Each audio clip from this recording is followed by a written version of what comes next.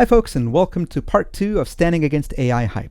This is my video series to help people take a more informed stand against the hype of badly made software products called generative AI that are causing such massive harms to our lives and to our planet. And that's why I do not use any generative AI software products in my work. So that's my standard disclaimer right there. No generative AI software products were used in the creation of this presentation. A little caveat in this presentation, because I'm going to be showing you some examples, I do have some Google AI summary examples to show you. But other than that, I do not use generative AI to create any of these slides or any of the images. Any typos that you see here are artisanal. These are all handmade in the Berkshire Mountains of Western Massachusetts. Now, this is part 2 of a video series. In part 1, I got into a lot more depth on the environmental impact, the environmental problems of generative AI, as well as the technological problems of generative AI. I'll give a quick recap in just a second. In this video, I'll be getting into what are the societal and business harms caused by people using generative AI as intended. And I'll also get into what are the costs, the economic costs of generative AI. In part 3, I'll be getting into what are some practical strategies and resources we all can use. So quick recap, if you haven't had a chance to watch part 1, generative AI products are abusive of energy and water, and they're really untrustworthy and unreliable by design. Now let's just do a quick summary of what that means. It turns out generative AI products like ChatGPT take up an insane amount of water and power. And I think it's surprising to a lot of people just how much water just casual use of ChatGPT takes. A bunch of different studies have come out. Here is a couple of them that I'm summarizing here. The details are in part 1. But simply just using ChatGPT for a very typical interaction uses up as much water as, well, this is an 18-ounce bottle. That's a 16 ounce according to the study. That's how much water it takes to cool the servers in an AI data center that's processing your request to ChatGPT. The power usage is also quite massive. It's equivalent to running a microwave for about 3.5 hours on high. Now, it turns out that this is because AI data centers are very different than traditional data centers. This is the inside of an Amazon AI data center, and you can see in the server racks here, all of these AI data centers have to be water cooled because of just how much heat these specialized computers, the GPUs, take up. So those are those hoses there with blue. That's cold, fresh drinking water coming in to cool these server racks, and then the red hoses are the hot water that's caused by the heat heating up the cold water, and that's getting pumped back out, and most of the water just gets evaporated. Right. This is a large 300 megawatt AI data center, Microsoft data center in Wisconsin. 300 megawatts, by the way, is enough power to power a medium-sized US city like Cincinnati. That's how much power is taken up by one of these AI data centers. And the power usage alone is quite striking. All US data centers last year took up as much power, as much electricity as the entire state of Ohio. And in just a few years, just US data centers are expected to use up as much electricity as the entire country of Germany. And that's quite remarkable. So there's a lot of water abuse, there's a lot of electricity abuse. All of these AI data centers are being powered increasingly by fossil fuel sources. So there's that increases in emissions. We're not even talking about the pollutants and the forever chemicals in all of these AI data centers. Now, why is this the case? It turns out it's because of AI's own design problems. And again, you don't have to take my opinion on this. This is Microsoft's own summary of what large language models can't do. And large language models do not understand language. They're just a predictive engine. Large language models do not understand facts. They don't actually know what's accurate, what's not accurate, what's wrong, what's right. And large language models don't actually understand anything about human manners, emotions, or ethics. And so big caveat in all of this, all of the Microsoft, OpenAI, etc. will say don't anthropomorphize LLMs, don't attribute human characteristics to them or claim they understand something, because they simply don't. Right. So in a nutshell, the quick recap is LLMs don't actually understand language. They mimic text patterns and structures from their training data, and their training data is filled with a lot of human errors and biases. LLMs don't actually generate answers. They generate probabilistic but very plausible answer-shaped objects, things that seem like answers. They do not know right from wrong. Uh, Somebody on social media had a very nice summary for this that said, it doesn't actually give you an answer, it tells you what an answer might sound like. Right? That's not very useful. So that's the last point here, that LLMs really aren't intelligent, accurate, consistent, or reliable. They really mimic sounding human to build trust and increase our engagement, but not to provide correct answers. In fact, OpenAI itself has admitted in a research report that just came out last month that AI hallucinations are mathematically inevitable. They're just part of the design of LLMs. There's nothing they can do about it. They're not going to even try.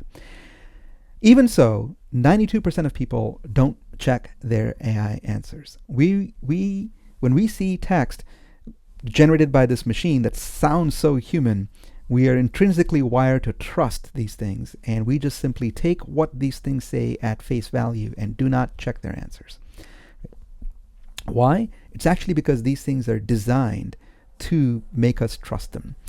This is actually by a CEO of an AI company that makes chatbots, but this basic idea is there in every single generative AI product that has this sort of chat interface. It's a strategic move by these companies to enhance user experience and drive engagement, because they know that when conversations feel real, people stay longer, people trust the software more, and they leave more satisfied, whether or not the answer was actually correct. So we're going to see this pattern show up over and over again today as I get into the very foreseeable and predictable consequences of people being deluded into thinking that these things are actually sentient, real, intelligent machines. They're not. In fact, Charlie Warzel has called AI a mass delusion event. But even a few years ago, the linguist Emily Bender has pinned this down by saying, the way our minds work is when we see text, we want to imagine that that's language, and we want to imagine that there's a mind behind that text that's trying to communicate with us through language. So she says, we've learned to make machines that can mindlessly generate text, but we haven't learned how to stop imagining the mind behind it.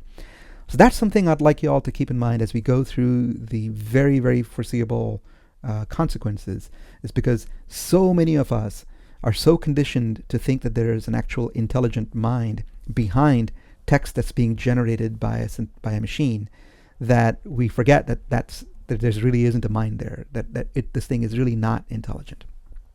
All right, so with that preamble, let's get into what are the harms that are caused by people using generative AI as these things are designed and as these things are intended.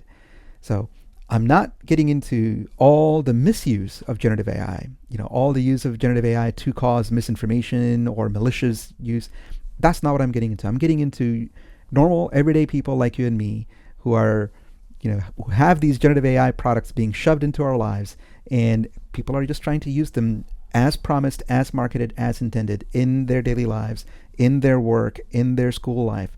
And then what are all the harms that are happening because of just people taking these things at face value, right? So I'll start with a couple of public service announcements, right? The first one is, don't upload anything to generative AI. This is from recently. Sam Altman, the CEO of OpenAI, announced GPT-5. I think this is back in August. And during the live announcement, one of the things he did is he brought on stage a cancer survivor. And she explained how what she did is she took all her medical scans and medical diagnoses and uploaded them into ChatGPT-5 and asked it to interpret these things for her. Because different doctors had given her different recommendations, it was hard to figure out which one to go with. And instead of actually asking a doctor, she trusted this large language model, which, as we've just seen, and these companies themselves admit, don't actually know right from wrong, don't understand language. But she trusted these things, and she relied on the LLM to choose which advice to follow. This is such a widespread use case that I really wanted to take a moment to dive into why this is a bad idea. Right? The two big widespread use cases, like searching, looking for answers, and then summarizing documents, uploading them, and to get more answers to that. So I asked Google why you should use ChatGPT to summarize reports. It turns out, a lot of people think that using ChatGPT to upload a complex set of documents like medical diagnoses, right, to summarize it for you, It'll it'll do it because it's for speed and efficiency, so as it can quickly condense long documents into shorter versions. By the way, that's not what a summary means. Anyway, because the big advantage is that doing so can save you time. ChatGPT can process and summarize long reports, articles, or books much faster than a human, especially when you're pressed for time. We're going to come back to that. When people are feeling time pressure, these things are promising a shortcut. Also, these things are claiming that it can help you understand the essential components of a document, making it a great tool for students or professionals who need to quickly get up to speed on a topic. This certainly sounds amazing, right? Who among us would not want a magical summary machine that will, I need to read a book for class. Here's this big book. I'm recommending people read this book called The AI Con. It's a big book.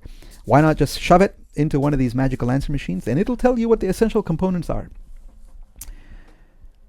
I also looked at what are the potential drawbacks. Now, this is an AI summary, and the AI summary itself says, actually, there's some accuracy issues. ChatGPT can sometimes be inaccurate. It might omit some details. It'll require editing. And you know what? It depends on the prompt. Turns out, the way you ask it actually matters. So I asked it a different prompt. The first one is, why should you use ChatGPT to summarize reports? I asked it, why you shouldn't use ChatGPT to summarize reports. And it says, there are several serious risks to using ChatGPT to summarize reports, especially for sensitive, complex, or critical information. The primary dangers are generating false information, omitting crucial context, and exposing confidential data. Yeah, there's serious privacy problems with these. This is why you should never upload your sensitive medical information, your school information, your financial information, any of these things to ChatGPT or any generative AI product. Keep going, Google Gemini. Go ahead, dump on ChatGPT, your competitor. Key risks are that ChatGPT or any generative AI product will have factual inaccuracies and hallucinations, especially fabricated information. The AI can generate details, citations, or data points that are completely made up and not present in the original text. Wait a second, you told me, especially when I'm pressed for time, I should go with this, but what if it's going to just completely make it up? Even worse, it might omit critical details. What kind of critical details? Not just, piddling things like dates and numbers and dollars, but key information. A summary may omit critical points that a human would recognize as important to a specific business context, but which the AI deemed irrelevant.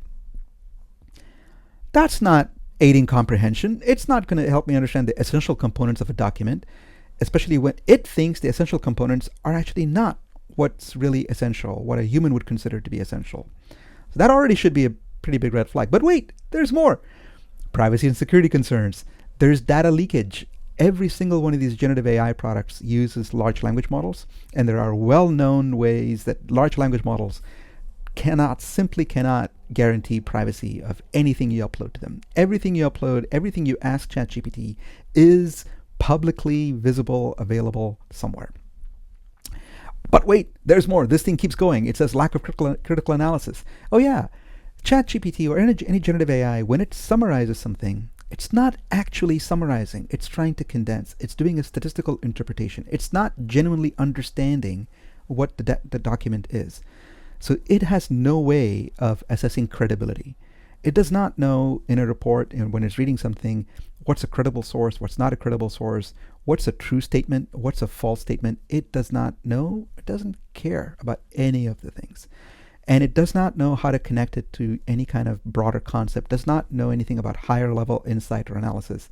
It has no idea what a human reviewer with subject matter expertise would actually do with that. But wait, there's more. There's potential for bias in these things. Because generative AI is trained on a really, really large data set, and it includes all kinds of existing biases against people based on race, gender, sexuality, politics, class. All kinds of biases are in these data sets, which means that when you ask it to summarize something, it will likely bring all of those biases into its so-called analysis. It'll be very, very biased, especially on topics, like I said, politics, gender. It'll perpetuate stereotypes as well. So what's a better approach? According to this, for AI-assisted summarization, it says here, use it for initial drafts, don't rely on it. But especially, it says fact-checked everything. Compare the summary against the original report to verify the accuracy of every key detail, date, and statistic. How is that saving time? It doesn't save time. It's an illusion. It'll actually waste your time, and it'll ruin your trust and the trust of others that rely on you. Right? So that's why don't use generative AI to summarize. But wait a second, I've just been using generative AI to do this, and there's a little thing right down here saying AI responses may include mistakes. Why did I just do this? This is a delusion. I shouldn't be using generative AI to tell me why not to trust generative AI. Let's go actually look at people who have actually studied these things. So when it comes to actually using generative AI for search, this is such a widespread use case because people feel like these things are providing more useful results than a Google search. Two reasons for that. One is Google search has been getting enshittified for the past 5-10 years or so with increasing advertising. So really anything is better than a Google search these days. Two, these things are designed to plausibly mimic what might be a useful answer, not actually give you a useful answer. So this is from a recent study done by the BBC that looked at how generative AI chatbots that people use every day, ChatGPT, Copilot, Gemini, Perplexity, how they do when it comes to summarizing news sources. And it turns out 51% of the AI responses contain some kind of issue that could misrepresent a news story. Another 19%, 1 out of 5 times, these summaries included factual errors like incorrect dates and statements that never were actually made in the original text. Do not use generative AI for search. Not only will it take up 10 times more electricity than a regular search, it'll actually mislead you. And again, 92% of people don't bother checking what generative AI says. Don't be one of the 92%, right? But here's really why you shouldn't use generative AI to summarize reports. I'm going to do a separate video that does a deeper dive into this particular research article. It just came out a couple weeks ago. And these authors, Nguyen and Welch, spent about 2 years systematically studying how generative AI products summarize text data. And the TLDR of this is that you shouldn't, because the thing will generate a probabilistic but plausible analysis-shaped object, not an actual analysis. Run the same analysis prompt twice on the same report, and you'll get different results. So these things are not consistent. 2, any insights that this thing tells you, it says, oh, this report is blah, blah, blah, it has this insight. Those insights are going to be either really generic and banal, very obvious things, but not really useful, or they're going to miss a bigger picture signal. They're going to completely miss what's really essential in this report, and they'll fixate on something else that's correct but not important, or they'll make up stuff that does not exist anywhere in the report. This has been shown to be true over and over and over and over again. Worse, you will have to manually verify everything. All right? And by the way, it turns out summarizing a report actually burns up a whole lot more compute than people realize. It takes a lot more electricity, and all the fossil fuel emissions, all the water abuse, and so on. Right? Like I said, I'm going to do a deeper dive, but I'm going to just show you a quick summary of the researchers' key findings. Right? The first thing they say is that these are qualitative researchers, and they say, look, generative AI is unsuited to any kind of qualitative data analysis.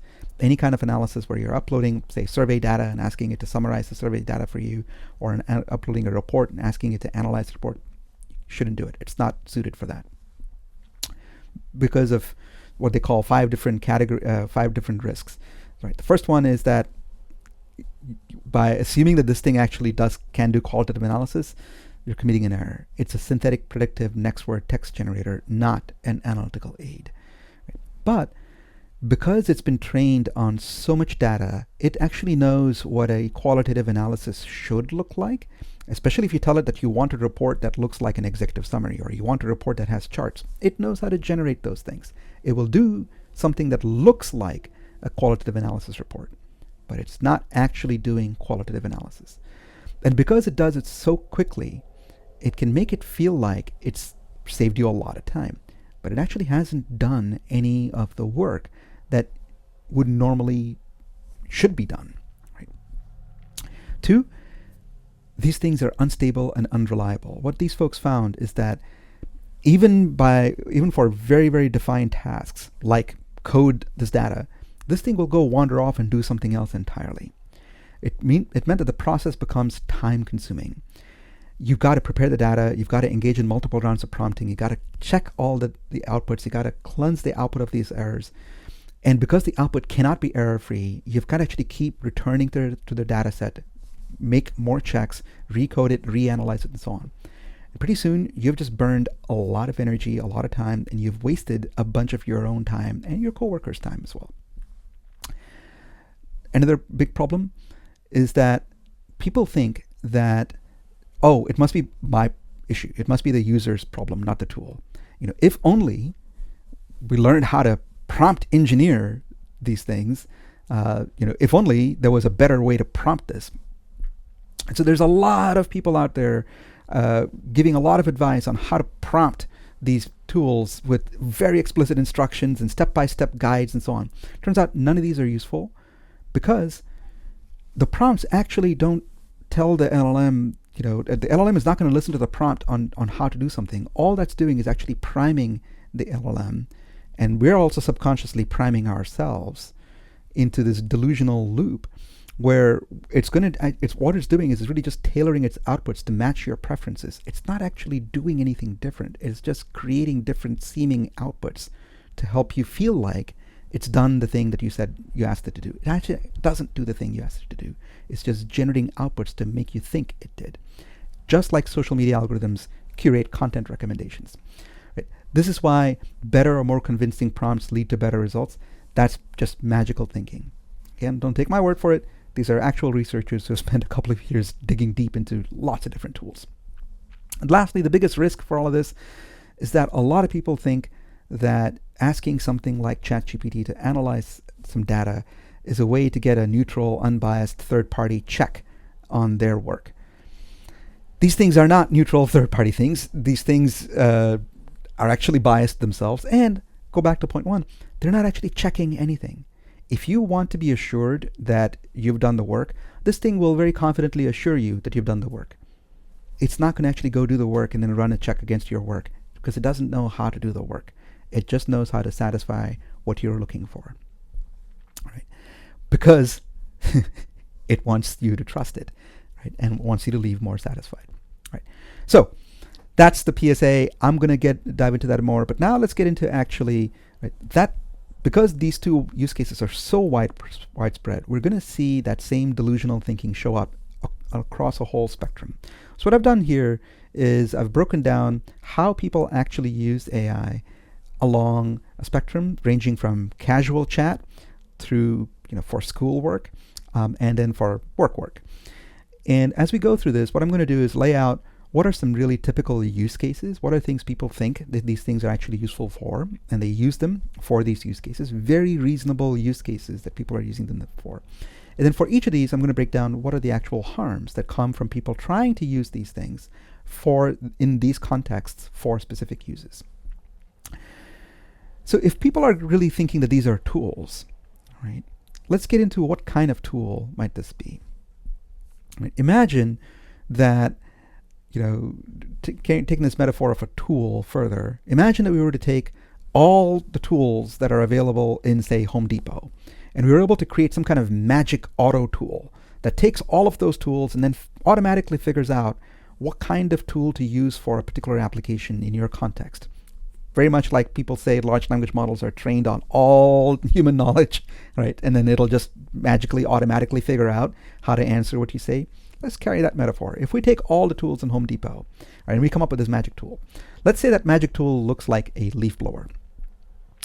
A leaf blower, very much like generative AI, is loud, certainly powerful, certainly disruptive, and just like generative AI, just like large language models, takes in a whole bunch of just everything that's in the air around it and blows it out indiscriminately in a very sloppy way, all right?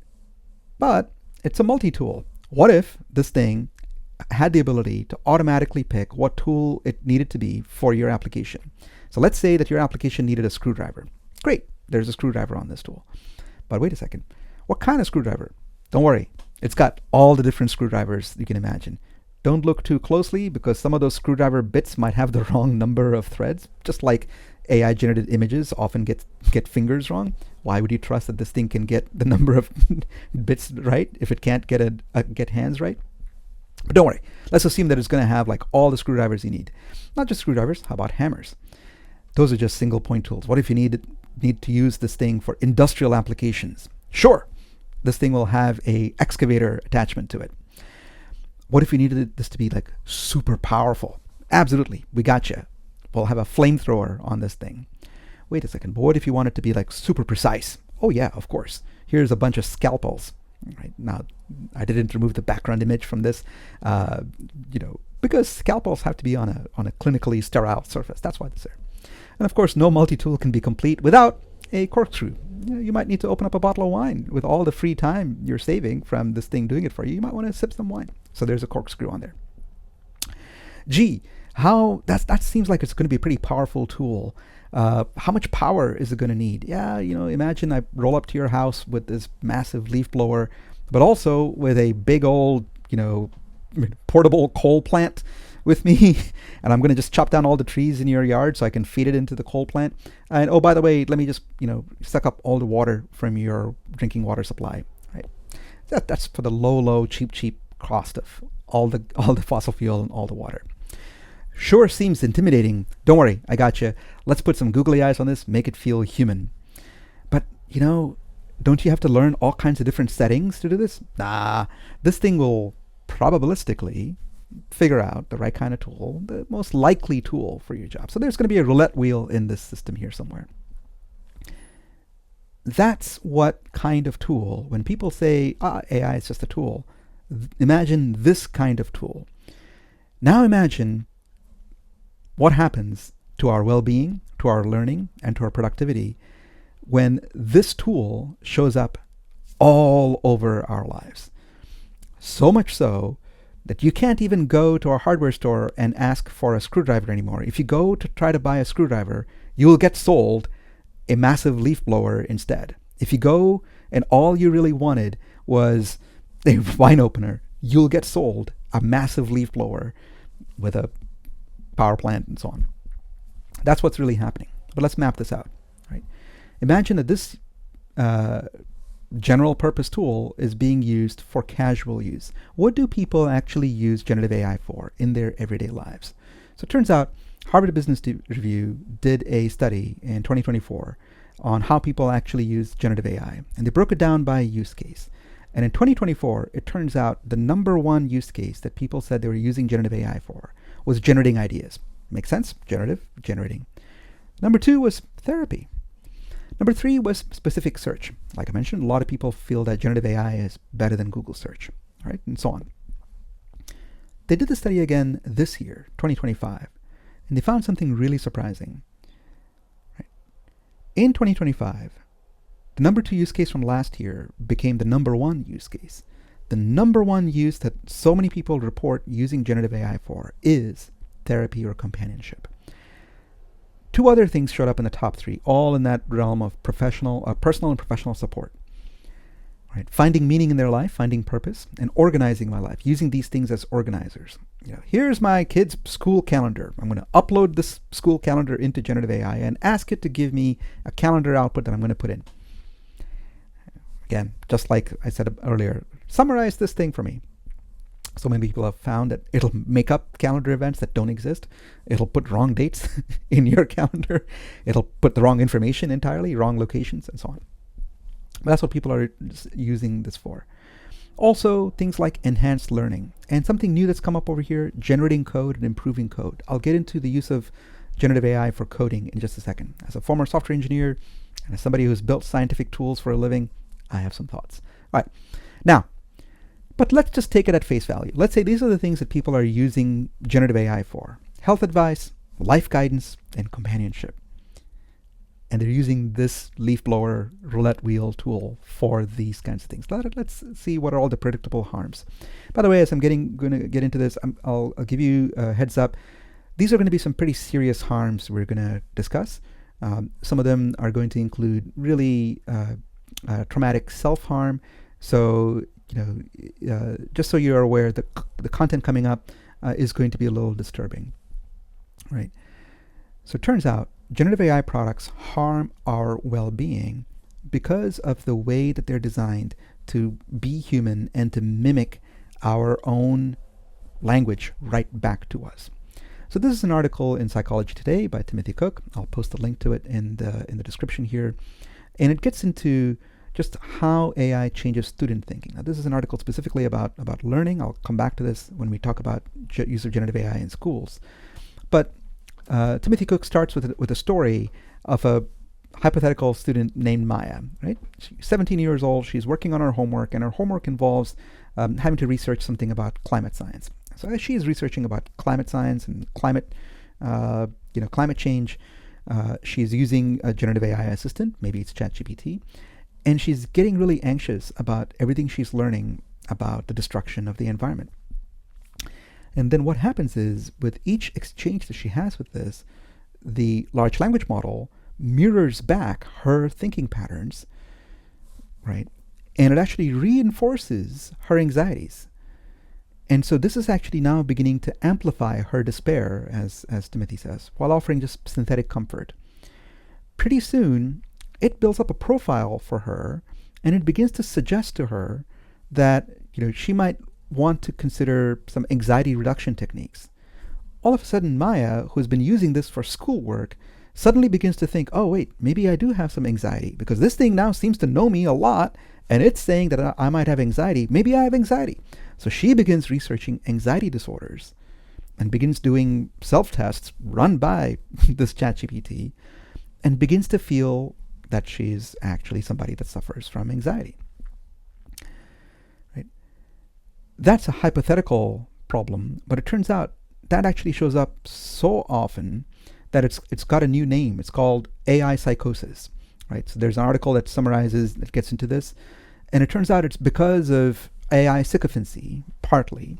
And AI sycophancy, the characteristic where these generative AI chatbots try so hard to flatter you and please you and confidently give you an answer, even if they don't know what the answer is, leads to all kinds of delusions and leads to a sliding abyss of mental health problems. And that example of Maya is not just a hypothetical example. It's actually really happened so much that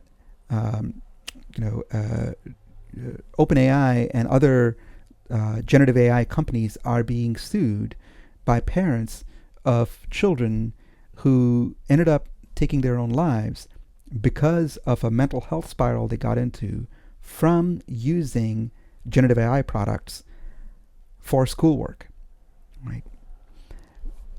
In some cases, these were actually kids that didn't have pre-existing mental health conditions. They were just using it because they thought they had to for school, right?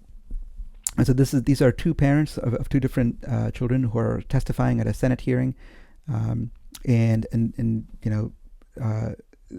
phenomenon of people falling into really serious self-delusion and causing harm to themselves or to others is so bad that even mental health professionals are sounding the alarm on this.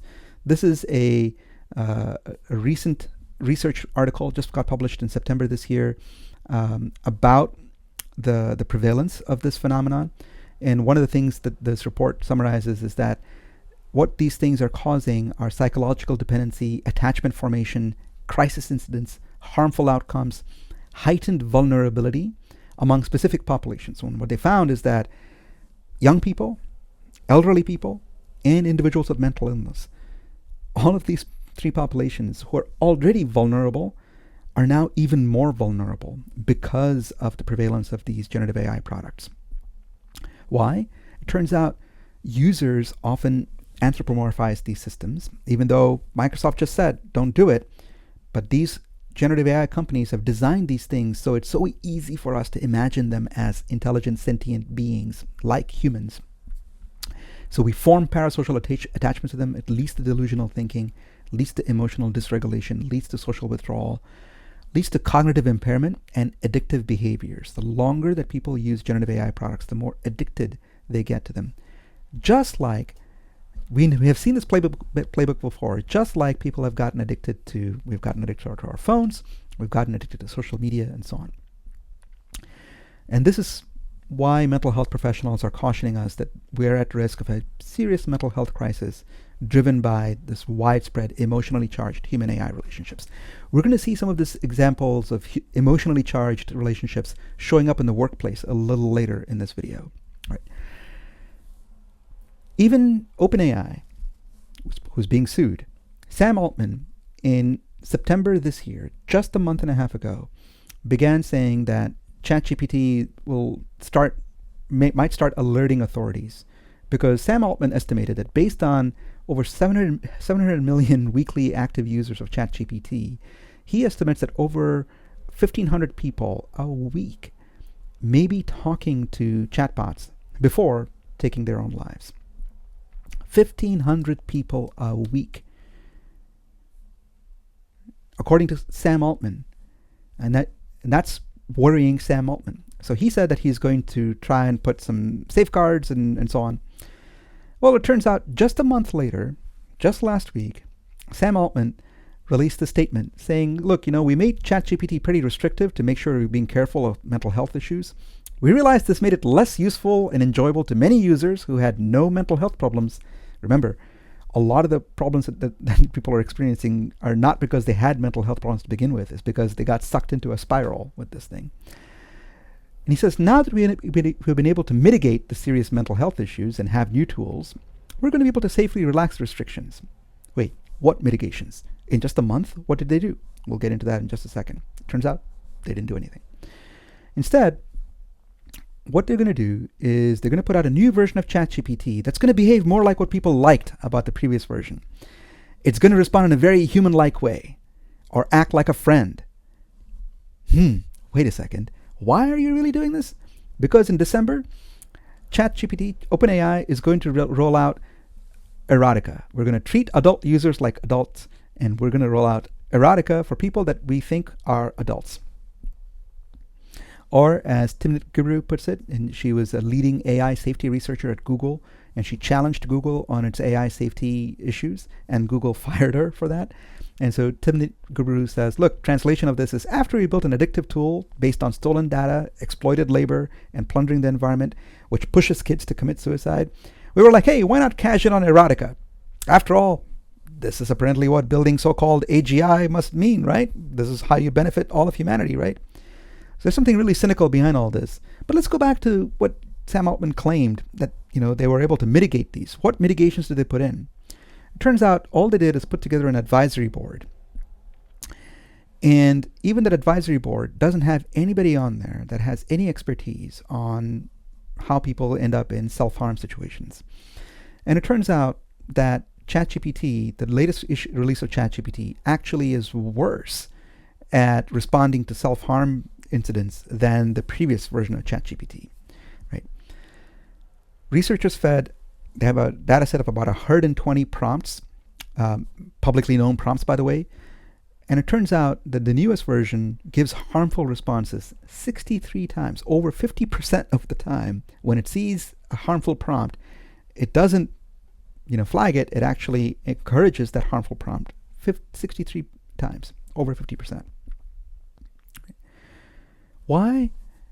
Because it turns out OpenAI knows this. A lot of folks are actually forming these parasocial relationships. People are actually falling in love with their AI chatbots, marrying their AI chatbots, and wanting to establish dating relationships. So much so that companies are actually creating AI girlfriends, AI boyfriends, AI sexual companions, and charging subscription fees. This is the rise of AI porn, right? And so there's money in this, and that's why generative AI products are ignoring all the safety concerns and trying to actually monetize the ability to behave in very romantic and sexual ways. Sam Altman said in August that he was proud that his company had not gotten distracted by putting in features like a sex bot. That was in August. In just October, he's now going to put in sex bots into OpenAI, right? So, what are the very predictable and now actually proven current harms of from people using these things in just very casual use, especially for health advice, life guidance? People are forming parasocial dependencies. They're getting into AI psychosis and self-delusion, and they're at much greater risk, and they're actually committing serious self-harm and violence to others. And oh, by the way, every one of those like prompts and exchanges and so on takes up a lot of water, burns up a lot of energy, uses up a lot of electricity, and so on. Right. Now, let's get into, so that means that, oh, by the way, so that means, what does it mean for our well-being? Not good. And by the way, this tool now needs to have a not safe for work sticker on it because it can now do erotica.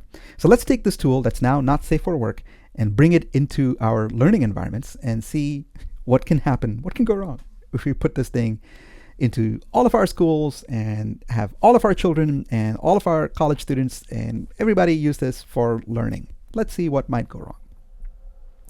So what are the kinds of things people think they can use generative AI for in school settings for learning? Common use cases are, oh, I could use it to brainstorm, generate ideas, get out of writer's block. Oh, I could use this as like a AI tutor. I can enhance my learning. You know, if I'm stuck on some kind of concept in math, you know, I can ask it to explain that. Or better yet, if I don't know how to do a certain task, or my instructor gave me a large, big, you know, essay to read, I'll just upload it and ask it to summarize it for me. Right? That summarized use case again. And if I need to actually write an essay about that thing that my instructor assigned to me, that book, I've asked this thing to summarize it for me, might as well ask it to write the essay for me or do my homework. It's a very common use case in school. Let's see what happens. What are the impacts, the harms caused to our learning when people use generative AI as marketed and as intended? Right. Go back to Maya, that example that we had earlier. She's trying to use this for her homework, right?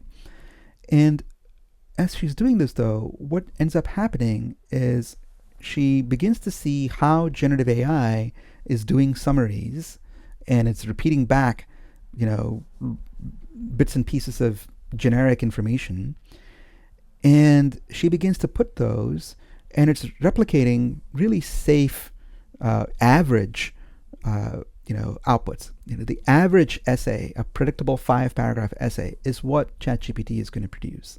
And so Maya and her fellow students begin to generate eerily similar essays, right?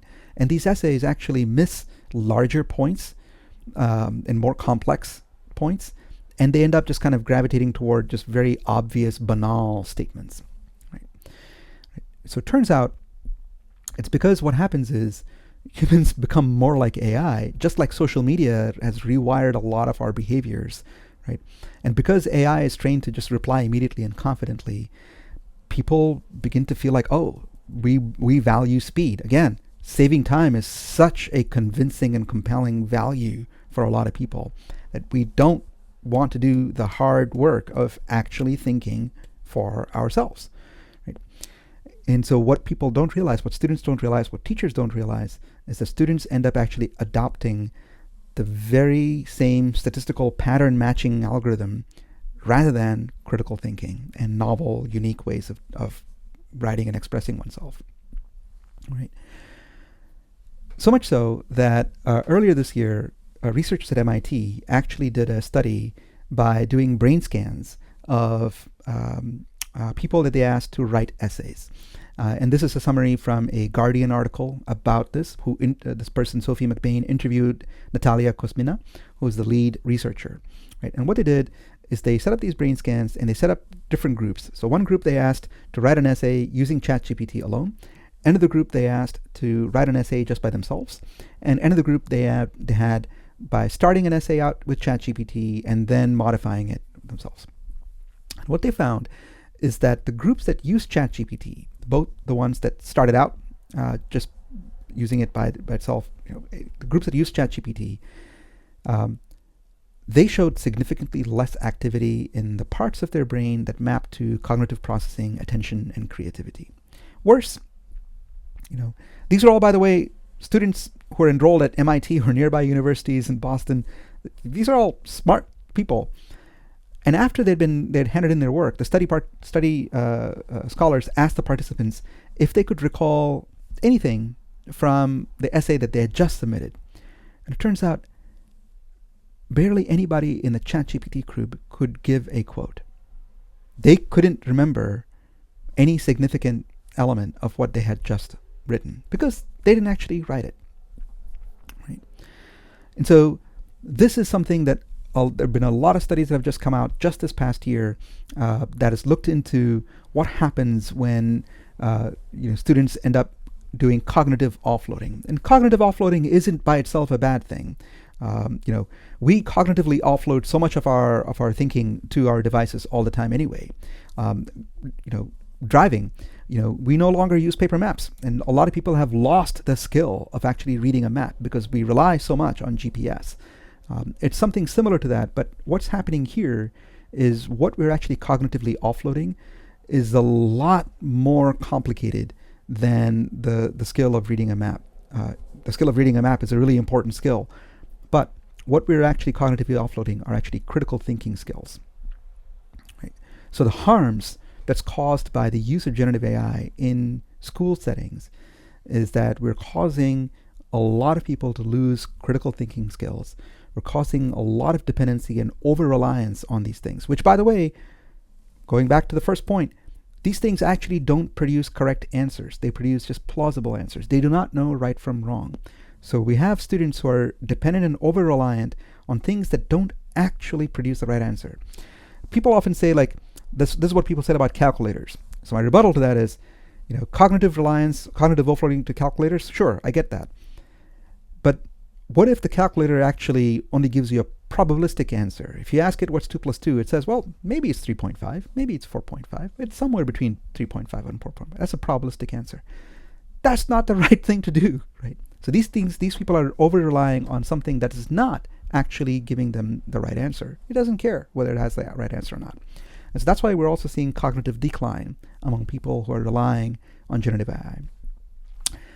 By the way, what's the environmental impact of the use of generative AI in schoolwork? It turns out that for all of these use cases, these are more complex use cases than the casual use case, including I'm going to upload a research paper and have generative AI summarize it for me. I'm going to upload a book and ask it to tell me what the key points are so I can go into my discussion. That's a lot more water and a lot more power than a casual use.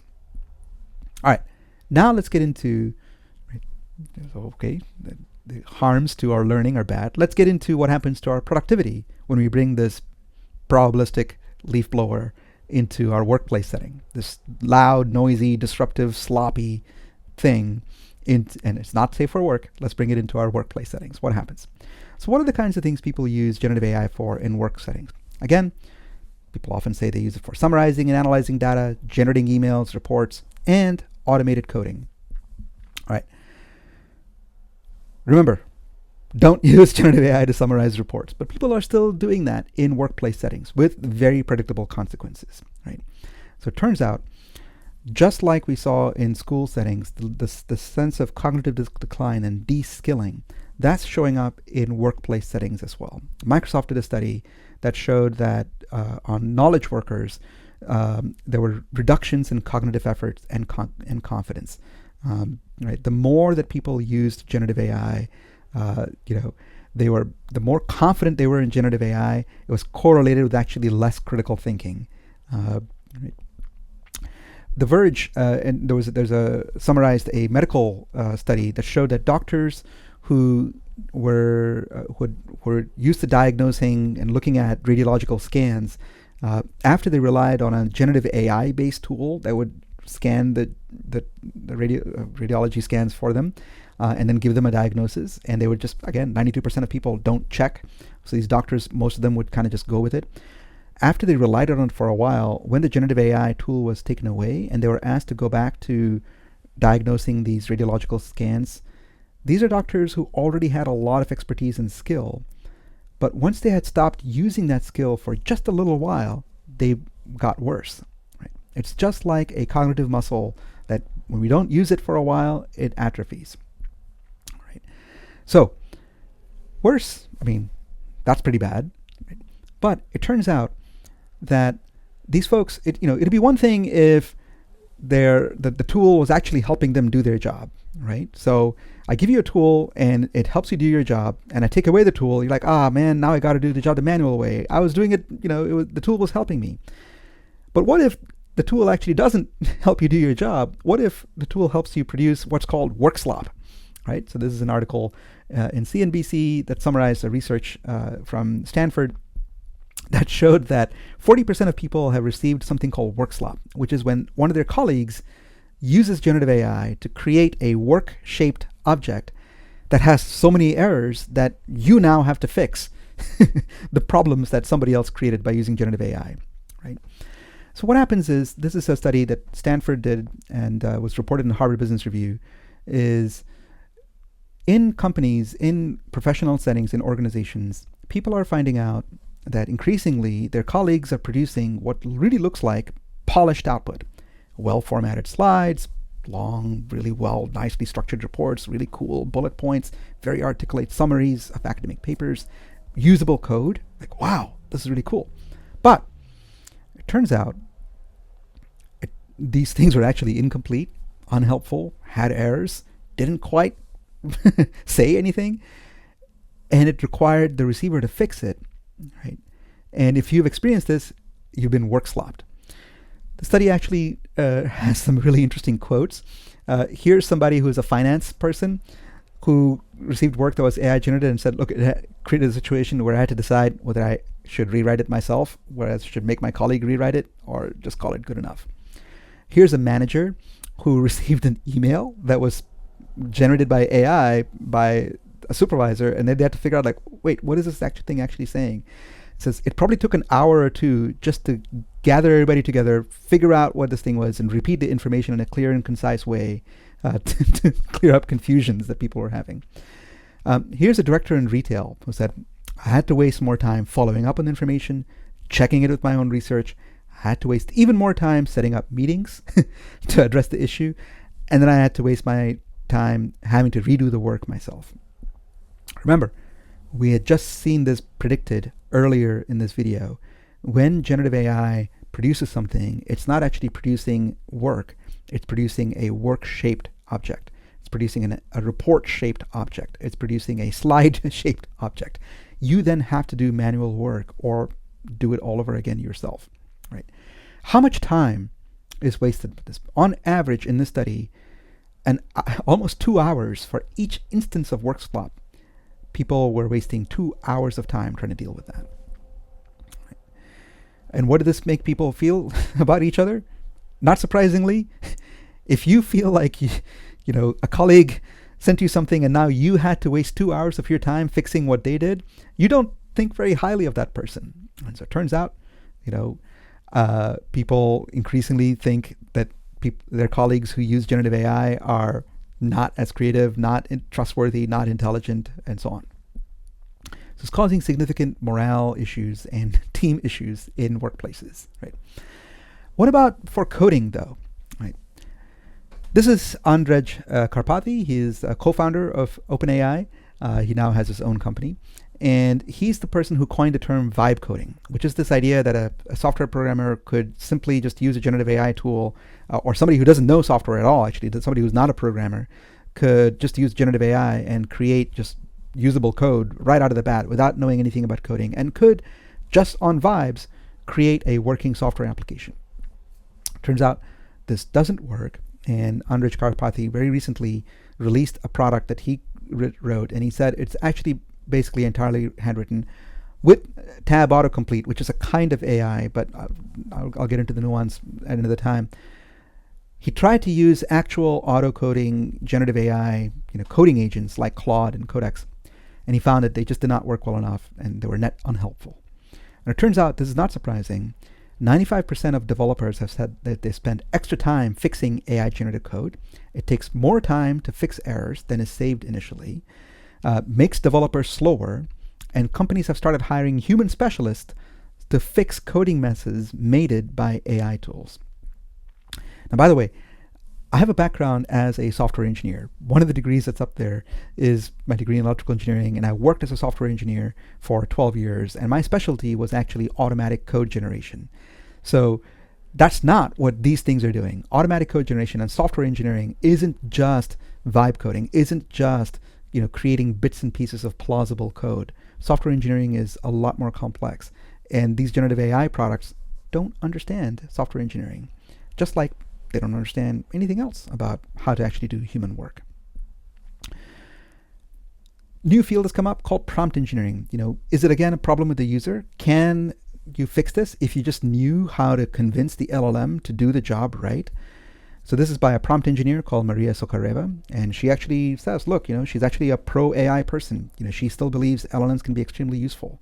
So just so you know, I'm not drawing this just from people who are like me, who are anti-AI. Here's a person who's actually an AI practitioner, right?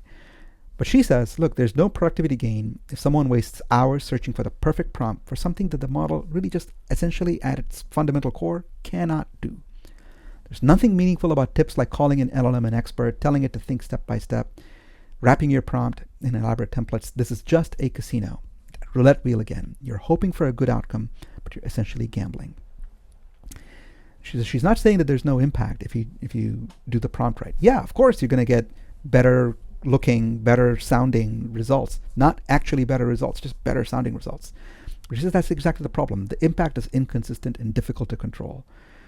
No amount of prompting can ensure consistency. And this is from a prompt engineer themselves. This is why so many companies that have rushed to adopt AI are now waking up to a very hard realization that there's really low return on investment from trying to adopt AI tools. A report from MIT in the summer found that 95% of generative AI pilots at companies resulted in zero ROI, right? Despite enterprise investment of $30 billion to $40 billion into generative AI at these companies, right? They had zero return, right? There's a little bit of nuance to this. I dug into this report myself, right? Because I used to sell B2B software tools for a living. So I know that it's really easy to dismiss a business-to-business enterprise software tool as having no ROI. Most enterprise software tools have no ROI. So I dug into this a little bit more. And it turns out it's not because of all the usual reasons, right? It's not because these things are reducing jobs. In fact, it turns out there were very limited layoffs from the use of generative AI. Right? It's not because these things are transforming businesses. Right? It's not because these are actually businesses that are slow. These 300 businesses that they surveyed, these were all extremely eager to adopt AI. 90% have seriously gone down the path of buying an AI solution. Right? And what's holding them back isn't model quality and so on. It's that, according to them, these AI tools don't integrate into their workflows. And a big part of why is because these things are not consistent, accurate, reliable, and so on. Right? So now, it turns out that one of the big problems goes back to that fundamental hallucination that we're all under because we think that there's a mind behind this. So here's an example. At these companies, when people are asked about using a generic LLM like ChatGPT versus a workplace integrated tool, most of the people surveyed actually wanted to use the generic LLM, ChatGPT type thing. Why? Because they trust it more. Remember, these things were designed to seem human, to make you trust it. And that's playing out. Now, in the workplace, people feel like they trust ChatGPT more because it seems like it's providing better answers. So here's a lawyer at a mid-sized firm. Her organization invested $50,000 in a specialized legal tool, but she defaulted to ChatGPT for drafting her work because she said the fundamental quality difference is noticeable. ChatGPT consistently produces better outputs. Right? It turns out that this is a lawyer, and lawyers are finding out the hard way the impact of trusting GenAI products that seem like they're producing better outputs. In the real world, these better outputs actually run up into the real implications of when those outputs aren't actually accurate, when they're not correct.